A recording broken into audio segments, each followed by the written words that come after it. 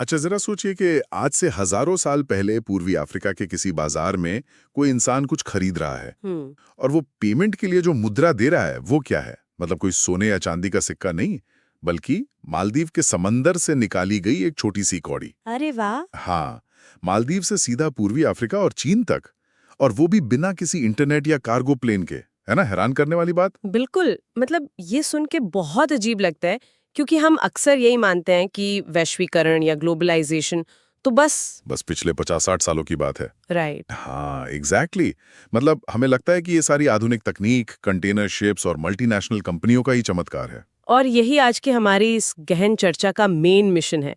ठीक है, तो आइए से विस्तार से समझते हैं। हमारे पास ऐतिहासिक दस्तावेजों, कई नए शोधों और भूमंडलीकृत विश्व का बनना विषय पर आधारित विस्तृत नोट्स का एक पूरा पुलिंदा है। और इन स्रोतों को खंगालने के बाद एक बात बिल्कुल साफ हो जाती है कि दुनिया को जोड़ने की ये प्रक्रिया सदियों पुरानी है। बहुत पुरानी है। और देखिए, ये कहानी केवल रेशम या मसालों के व्यापार तक सीमित नहीं है। हाँ, ये इंसानों, उनके विचारों, उनकी कला और यहाँ तक कि महामारियों के एक महाद्वीप से दूसरे महाद्वीप तक पहुँचने का एक बहुत ही जटिल सफर है। और उनके खाने का भी, मतलब उनकी थाली में परोसे जाने वाले भोजन का सफर भी। बिल्कुल सही कहा। और इस सफर की शुरुआत को समझने के लिए हमें इतिहास के सबसे बड़े नेटवर्क को देखना होगा। Silk route. हाँ, रेशम मार्ग। और ये कोई एक पक्की सड़क नहीं थी। मतलब ये जमीन और समुद्र के रास्तों का एक बहुत बड़ा उलझा हुआ जाल था। राइट। इस मार्ग ने ईसा पूर्व से लेकर लगभग 15वीं शताब्दी तक पूरे एशिया को यूरोप और उत्तरी अफ्रीका के साथ जोड़ के रखा था। और इन दस्तावेजों को पढ़ते हुए जो बात सबसे ज्यादा चौंकाती है वो ये कि इस रास्ते से सिर्फ सामान नहीं गुजर रहा था। मतलब हाँ, चीन से सिल्क और खूबसूरत पॉटरी पश्चिम की तरफ जा रही थी और भारत और दक्षिण पूर्व एशिया से मसालों की खेप निकल रही थी। और बदले में यूरोप से सोना चांदी आ रहा था। एग्जैक्टली। लेकिन इन मुसाफिरों और व्यापारियों के साथ कुछ और भी गुपचुप तरीके से सफर कर रहा था, उनका खाना। हाँ, खाने का सफर बहुत इंटरेस्टिंग है। आज जिस रेडी टू ईट या झटपट तैयार होने वाले खाने का इतना क्रेज है ना, उसकी जड़ें इन्हीं रास्तों में है।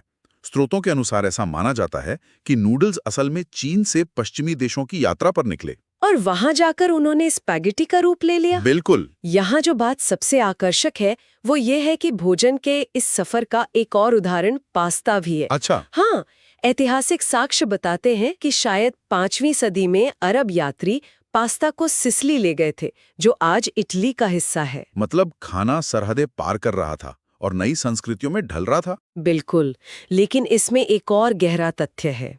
आज हमारे आहार का जो हिस्सा बहुत ही नॉर्मल लगता है ना, वो असल में सदियों पहले हमारे पूर्वजों की पहुंच में ही नहीं था। जैसे आलू। हाँ, आलू, मक्का, टमाटर, मिर्च और सोयाबीन। ये सारी चीजें क्रिस्टोफर कोलंबस के गलती से अमेरिका पहुंचने से पहले बाकी दुनिया के लिए पूरी तरह से अज्ञात थीं। ये सोचना ही कितना अजीब लगता है कि भारतीय रसोई का कोई वजूद बिना मिर्च और टमाटर के कैसा रहा होगा। हाँ, सच में। या फिर यूरोप का खाना बिना आलू के कैसा दिखता होगा। यूरोप के मामले में तो इन नए फसलों ने सचमुच एक सामाजिक क्रांति ला दी थी। कैसे? क्योंकि अमेरिका से यूरोप पहुंचे आलू ने वहां के गरीबों की जिंदगी पूरी तरह से बदल दी। आलू उगाने में बहुत आसान था और कैलोरी भरपूर थी। इसका सीधा असर ये हुआ कि यूरोप के आम लोगों का पोषण सुधरा और उनकी औसत उम्र बढ़ने लगी। एक साधारण सी फसल ने पूरे महाद्वीप का डेमोग्राफिक्स ही बदल कर रख दिया। बिल्कुल। आयरलैंड का उदाहरण बहुत ही खौफनाक है। हाँ, मैंने पढ़ा था 1845 से 1849 के बीच जब आयरलैंड में आलू की फसल एक बीमारी की वजह से लगातार बर्बाद हुई, तो वहां भुखमरी का ऐसा तांडव हुआ कि लगभग 10 लाख लोग मारे गए। 10 लाख? ये तो बहुत बड़ा नंबर है। हाँ, इसे आयरिश आलू अकाल कहा जाता है। लाखों लोगों को जिंदा रहने के लिए अपना देश छोड़कर भागना पड़ा। मतलब भोजन जीवन दे रहा था, तो वही भोजन मौत का कारण भी बन रहा था। और मौत केवल अकाल के रूप में सफर नहीं कर रही थी। सही कहा। जब दुनिया के अलग अलग हिस्से आपस में जुड़ रहे थे, तो मुसाफिरों के साथ साथ बीमारियां भी नए महाद्वीपों में जा रही थी। एग्जैक्टली। जब 16वीं सदी में स्पेनिश और पुर्तगाली सेनाओं ने अमेरिका को जीतना शुरू किया, तो इस जीत का कारण केवल उनकी सैन्य ताकत नहीं थी। इसी पर स्रोतों में एक जगह मैसाचुसेट्स बे कॉलोनी के पहले गवर्नर जॉन विंथ्रॉप का मई 1634 का एक बयान है। उन्होंने चेचक यानी स्मॉल पॉक्स जैसी भयानक बीमारी को ईश्वर का वरदान कहा था। अरे बाप रे। हाँ, क्योंकि इस बीमारी ने अमेरिका के मूल निवासियों को साफ कर दिया था। ये पढ़कर मुझे थोड़ी उलझन हुई। स्पेनिश सेनाएं तो मुट्ठी भर थीं और अमेरिका में लाखों मूल निवासी थे। बिल्कुल। तो क्या यूरोपीय लोगों ने जानबूझकर इन बीमारियों का इस्तेमाल किसी बायोलॉजिकल वेपन या जैविक हथियार की तरह किया था? देखिए, शुरुआत में ये जानबूझकर किया गया हमला नहीं था। अच्छा। हाँ, ये जीव विज्ञान का एक क्रूर नतीजा था। इसे ऐसे समझिए कि अमेरिका का महाद्वीप लाखों सालों से दुनिया के बाकी हिस्सों से पूरी तरह कटा हुआ था। राइट। वहां के मूल निवासियों के शरीर ने कभी चेचक, खसरा या इन्फ्लुएंजा जैसी बीमारियों का सामना ही नहीं किया था। तो मतलब उनके अंदर इन बीमारियों से लड़ने की इम्यूनिटी शून्य थी? बिल्कुल शून्य। मतलब अगर यूरोपीय सैनिकों के पास से उनकी बंदूकें या तलवारें छीन भी ली जाती, तब भी उनके शरीर में पल रहे कीटाणुओं का कोई मुकाबला नहीं था। एग्जैक्टली। यूरोपीय लोग सदियों से इन बीमारियों के बीच रहे थे, इसलिए उनमें इम्यूनिटी थी। लेकिन अमेरिका के लोगों के लिए यूरोपियों की एक छींक भी मौत का फरमान था। भयानक। चेचक ने पूरे के पूरे समुदायों को और कई विशाल साम्राज्यों को बिना किसी बड़ी लड़ाई के ही खत्म कर दिया। एक बीमारी ने अमेरिका पर कब्जे का रास्ता साफ कर दिया। और इस खौफनाक दौर के बाद दुनिया का परिदृश्य तेजी से बदलता है। यूरोप में आलू जैसी फसलों से जो आबादी बढ़ी थी, अब उस आबादी का पेट भरना एक नई चुनौती बन गया था। इसी ने 19वीं सदी में औद्योगिकरण को जन्म दिया और कई नई आर्थिक नीतियों को भी। हाँ, ब्रिटेन का कॉर्न लॉ इसका एक बहुत ही सटीक उदाहरण है। बिल्कुल। ब्रिटेन में 18वीं सदी के अंत में जब आबादी तेजी से बढ़ी तो भोजन की मांग आसमान छूने लगी। इसका फायदा वहां के ताकतवर जमींदारों ने उठाया।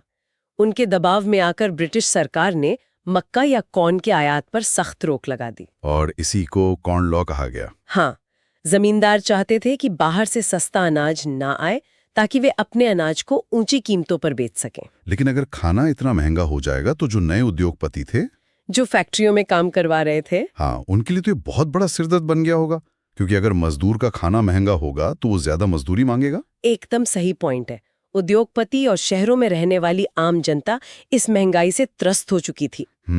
उन्होंने सरकार पर इतना जबरदस्त दबाव डाला कि आखिरकार कॉर्न लॉ को वापस लेना पड़ा। और इसके हटते ही ब्रिटेन के पूरे कृषि तंत्र की कमर टूट गई। बिल्कुल।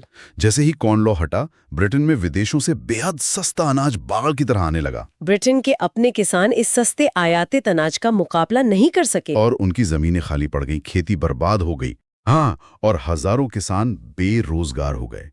यही बेरोजगार लोग काम की तलाश में या तो औद्योगिक शहरों की तरफ भागें या फिर जहाजों में भरकर अमेरिका और ऑस्ट्रेलिया जा बसे। इस पूरी घटना ने 19वीं सदी की वैश्विक अर्थव्यवस्था की 3 मुख्य प्रवाहों को जन्म दिया। वो 3 फ्लोज कौन से थे? पहला था व्यापार का प्रवाह, मतलब सस्ते अनाज और कपड़े का लेन देन। दूसरा था श्रम का प्रवाह, जहां लोग रोजगार की तलाश में पलायन कर रहे थे। राइट। और तीसरा था पूंजी का प्रवाह, यानी लंदन जैसे बड़े वित्तीय केंद्रों से पैसा वहां निवेश किया जा रहा था जहां नई जमीनें तैयार हो रही थीं और रेलवे बिछाई जा रही थीं। ये तीनों प्रवाह एक दूसरे को चला रहे थे। बिल्कुल। और पता है यहाँ सबसे इंटरेस्टिंग चीज क्या है? इन सब के बीच एक ऐसी तकनीक का आविष्कार हुआ जिसने इस पूरे व्यापार को एक नया रूप दे दिया। आप रेफ्रिजरेशन की बात कर रहे हैं ना? एग्जैक्टली। पानी के जहाजों में रेफ्रिजरेशन तकनीक।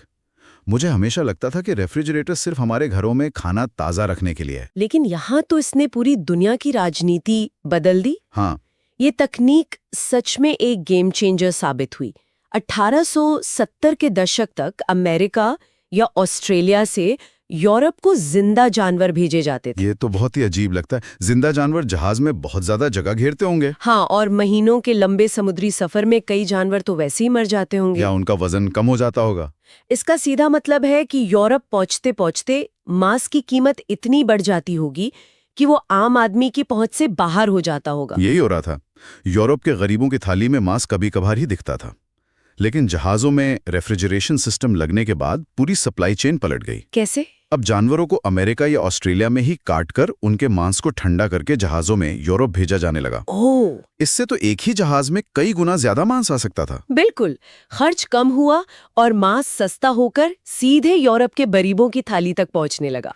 मतलब उनकी खुराक में सिर्फ आलू ब्रेड की जगह अब प्रोटीन भी शामिल हो गया। और इसका एक बहुत ही गहरा राजनीतिक असर भी हुआ। वो क्या? जब देश के अंदर गरीबों का पेट भरा हो, उनका जीवन स्तर सुधर रहा हो, तो समाज में विद्रोह कम होते हैं। हाँ, शांत समाज। हाँ, इसी सामाजिक शांति का फायदा उठाकर यूरोपीय सरकारों के लिए दूसरे देशों में जाकर साम्राज्यवाद या उपनिवेशवाद को बढ़ाना बहुत आसान हो गया। ये बहुत ही कड़वा सच है कि यूरोप की इस बढ़ती समृद्धि की सबसे बड़ी कीमत दुनिया के बाकी हिस्सों ने चुकाई, विशेषकर अफ्रीका और एशिया ने। हाँ, ये इतिहास का वो अंधकारमय अध्याय है जहां वैश्वीकरण केवल एक तरफा लूट बनकर रह जाता है। बिल्कुल। अगर हम इसे थोड़े बड़े पर्सपेक्टिव से देखें तो 1885 में बर्लिन में यूरोपीय ताकतों की एक बैठक हुई थी। हाँ, मैंने भी पढ़ा था स्रोतों में। ये पढ़कर रोंगटे खड़े हो जाते हैं कि कैसे इन देशों के नेताओं ने अफ्रीका के नक्शे को मेज पर बिछाया और एक स्केल से सीधी लकीरें खींचकर पूरे महाद्वीप को आपस में बांट लिया, बिना ये सोचे कि उन लकीरों के बीच रहने वाले इंसानों और उनकी पीढ़ियों पर इसका क्या असर होगा। यूरोपीय ताकतों ने जमीन तो बांट ली, लेकिन अफ्रीका में उन्हें एक बहुत ही बुनियादी समस्या का सामना करना पड़ा। क्या समस्या थी? वहां के लोग उनके लिए मजदूरी करने को तैयार ही नहीं थे। क्यों?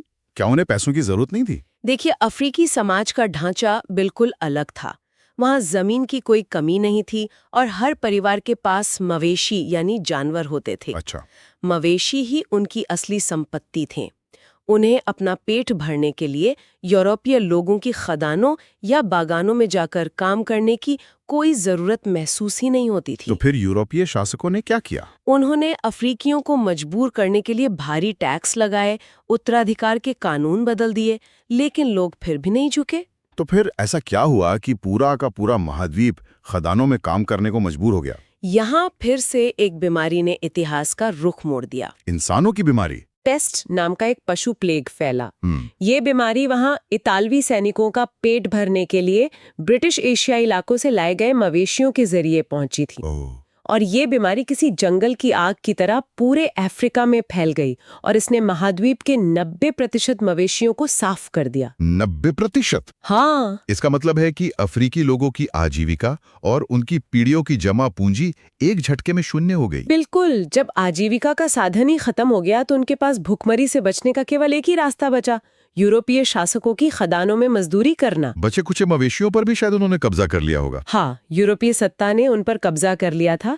केवल एक बीमारी ने वो काम कर दिया जो ताकतवर सेनाएं भी नहीं कर पा रही थीं। और शोषण के इस क्रूर तरीके के तार हमारे अपने देश भारत से भी गहराई से जुड़ते हैं। बिल्कुल जुड़ते हैं। जब हम 19वीं सदी को देखते हैं तो भारत से लाखों मजदूरों को दुनिया के अलग अलग हिस्सों में भेजा गया, जिन्हें गिरमिटिया मजदूर कहा जाता था। एग्जैक्टली। और दस्तावेजों को पढ़ने से ये साफ पता चलता है कि ये कोई सामान्य रोजगार नहीं था। ये धोखे और कर्ज के जाल में फंसाकर करवाई गई गुलामी थी। ये प्रणाली पूरी तरह से झूठ पर टिकी थी। एक अग्रीमेंट के तहत इन भारतीय मजदूरों को कैरिबियाई द्वीपों, फिजी और मॉरिशस ले जाया गया। और एजेंट अक्सर उन्हें ये भी नहीं बताते थे कि कहाँ जाना है। हाँ, उनसे 5 साल काम करने का वादा किया जाता था, लेकिन बागानों में पहुंचने के बाद उनके रहने की स्थितियां नर्क जैसी होती थीं। और ये सब तब हो रहा था जब भारत के अपने घरेलू उद्योगों को सुनियोजित तरीके से खत्म किया जा रहा था। सूती कपड़े का व्यापार। हाँ, भारत एक समय सूती कपड़े के व्यापार का सिरमौर था। सन 1800 में भारत के कुल निर्यात में सूती कपड़े का हिस्सा 30% था, जो कि बहुत बड़ा नंबर है। लेकिन ब्रिटिश नीतियों और भारी टैक्स ने इसे पूरी तरह तबाह कर दिया। 1870 तक आते आते ये हिस्सा गिरकर मात्र 3% रह गया। मतलब भारत को केवल कच्चा माल सप्लाई करने वाला एक डिपो बनाकर रख दिया गया। बिल्कुल, जैसे ब्रिटेन को कपास और चीन को अफीम। और फिर औद्योगिकरण और बेतहाशा उत्पादन की ये अंधी दौड़ 20वीं सदी के अमेरिका में अपने चरम पर पहुंच गए। 1920 के दशक का मास प्रोडक्शन या वृहद उत्पादन। हाँ, जिसने दुनिया की अर्थव्यवस्था की गति को ही बदल दिया।